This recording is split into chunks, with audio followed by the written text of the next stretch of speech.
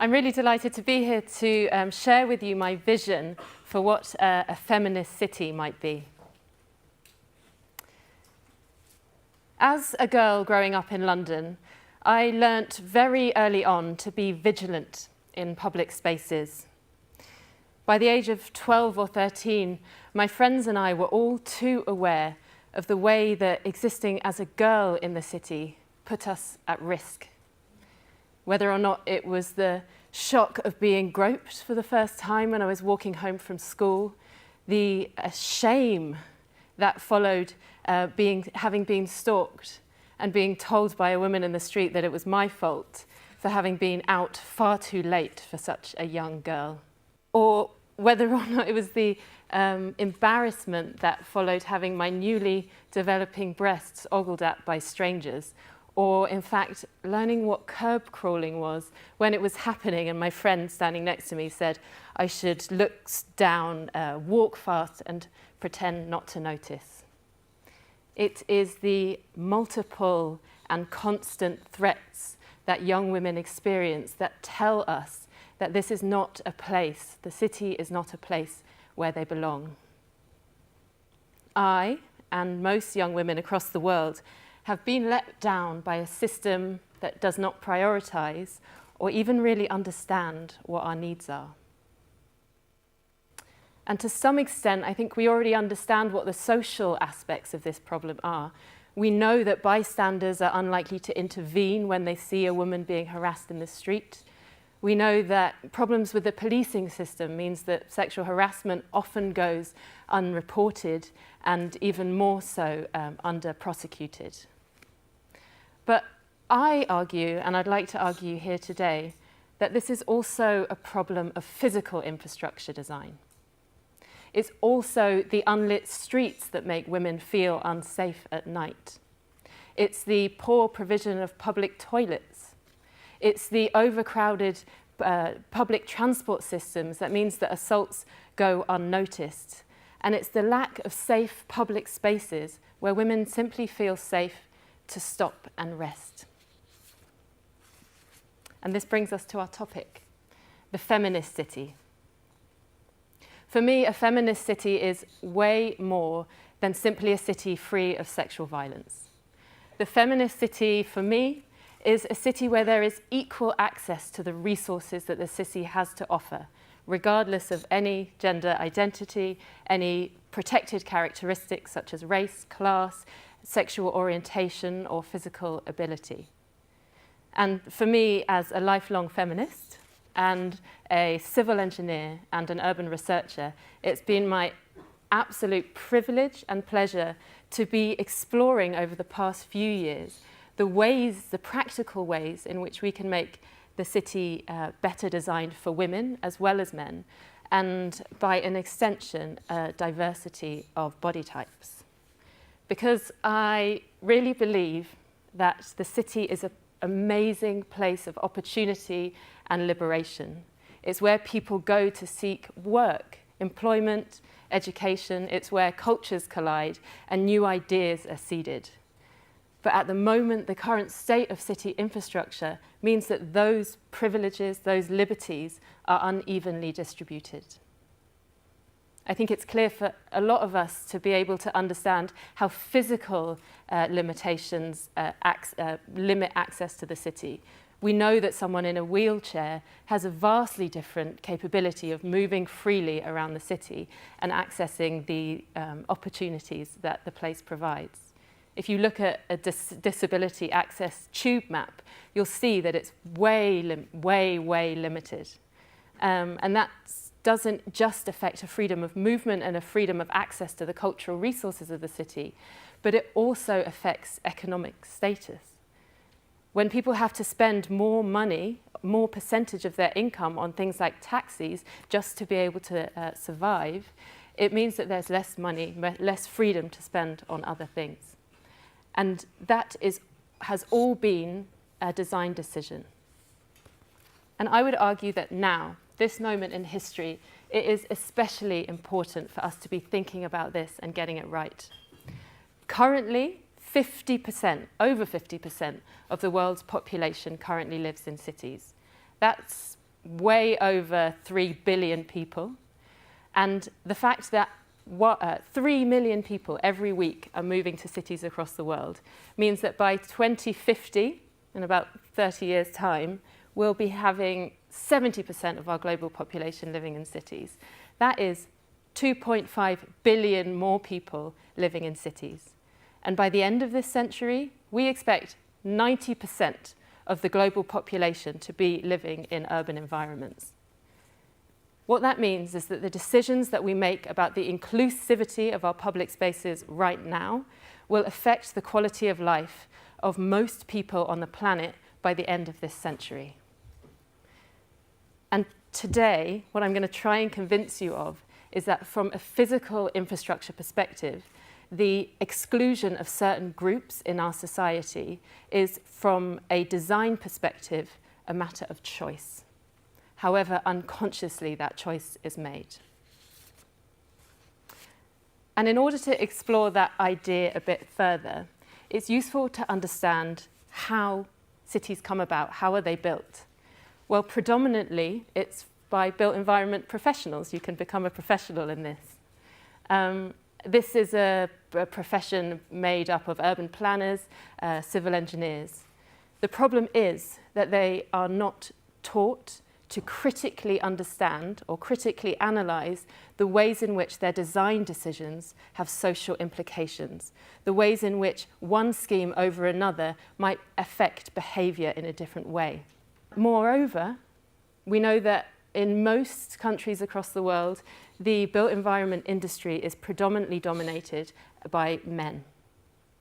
Now, this is an issue not only because the economic benefit of these professions goes predominantly to men, but it means that because we naturally design for our own experience, because we naturally imagine what the possibilities and the best kind of place could be based on our own understanding of what good is. It means if we don't have a representative design industry making these cities, then we are at a severe disadvantage in making sure that these spaces are inclusive and accessible to all. And the first time I really came across this issue was pretty early on.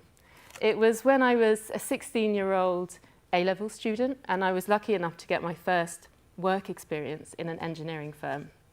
The engineer on site took me out to a site visit and showed me a pier that he'd been involved in designing. Now, he explained to me that because of the physical parameters of the space, it was actually impossible to make sure that it was wheelchair accessible at low tide. And so my 16-year-old solution-driven, excited engineering brain kicked in, and I came up with like 3 or 4 potential ways that they could have got around it. Maybe make the ramp longer, maybe think about a lift system. And he listened patiently to my ideas and then kind of nodded his head and explained to me that although my ideas might work, they were way too complicated and way too expensive, and that the client simply wouldn't accept it.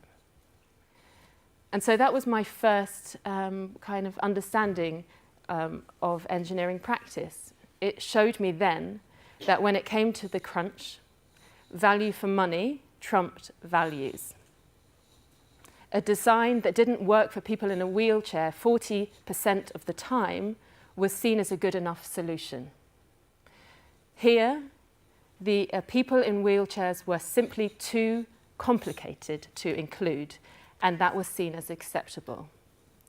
But what strikes me as I think back on that time as an adult now is that he had first said that it was physically impossible.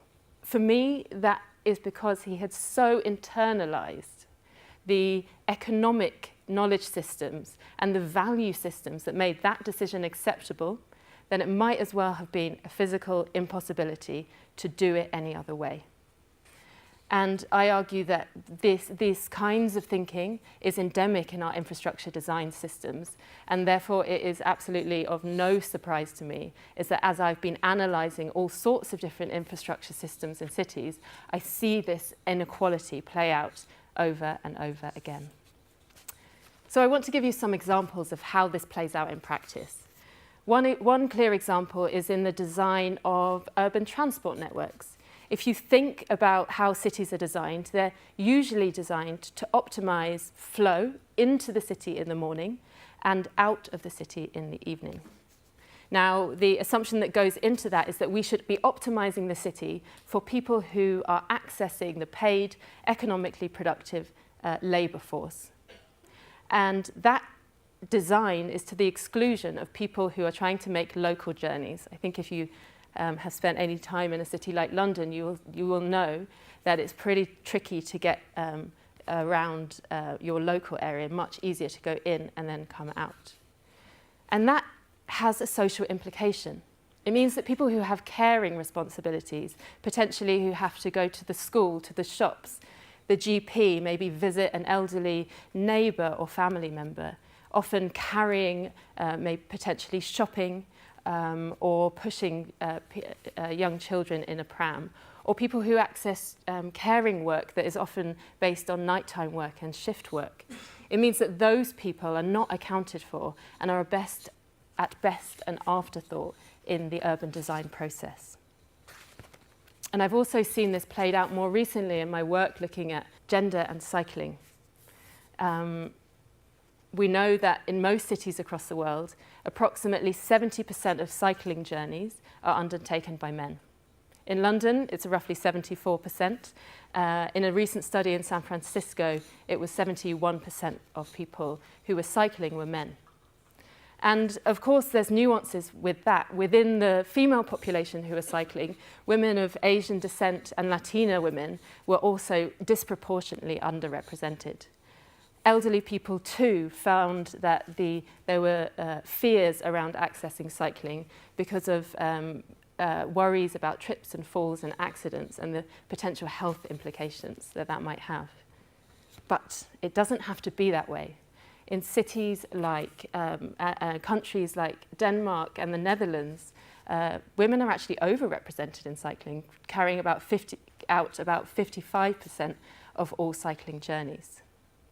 So when we think about what a gender lens in cycling infrastructure provision might mean, it would mean taking the experiences of women seriously. It would mean making sure that the cycle lanes are appropriately lit at all times of day. It would mean making sure that they were physically removed from where cars were going, because that takes seriously women's safety concerns and encourages and removes the barriers to cycling. And if we want more sustainable cities, then we need to take those matters seriously. Similarly, from a public space perspective, study after study has shown that women feel much more uncomfortable than men simply sitting in public spaces. They often feel that they have to be doing something or actively participating in some activity so as not to make themselves kind of a target. Over the last few years, Vienna has been doing amazing work on gender mainstreaming in their urban planning work. And so they were taking that matter seriously. And what they decided to do was a study into the use of public parks in Vienna. So they observed what was going on. They measured between sex, age, race, who were using the public parks. And what they found was that after the age of 9, young girls stopped going to the park. And so a massive consultation was undertaken to understand what those issues were. And the design solution that came out of it was to create much more segregated areas for different types of activity to be carried out in the park. This meant that girls and boys no longer had to socially work out what space they were allowed to use. The sports activities were in a certain place and there were other different types of spaces provided. And they found after this solution was implemented that there was 50-50 use of that public space. And so these are just a few examples about how small design interventions or different ways of thinking about providing physical infrastructure can radically transform who is able to access what infrastructure, what benefits of the city at what time. And so I would like to invite you the next time you see someone struggling to get a pram down the stairs, or when you see an elderly person stopping in the street with nowhere to sit down, or potentially an aggressive cyclist, or maybe even the next time you feel harassed or intimidated in public spaces, to consider the ways in which that has, to some extent, been a design choice made by engineers and designers who do not truly understand the social implications of their design decisions. And finally, when we try to bring this up in our industry, when I try to bring in aspects of social justice and feminism to the discussion, it's often sidelined.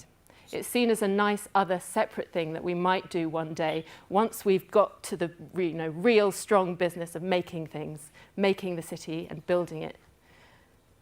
But for me, the success of any city is contingent on its ability to serve all of the people in a city, not just the middle-aged men who are building it. When people are excluded from public spaces, they are excluded from the opportunities and liberty that the city has to offer.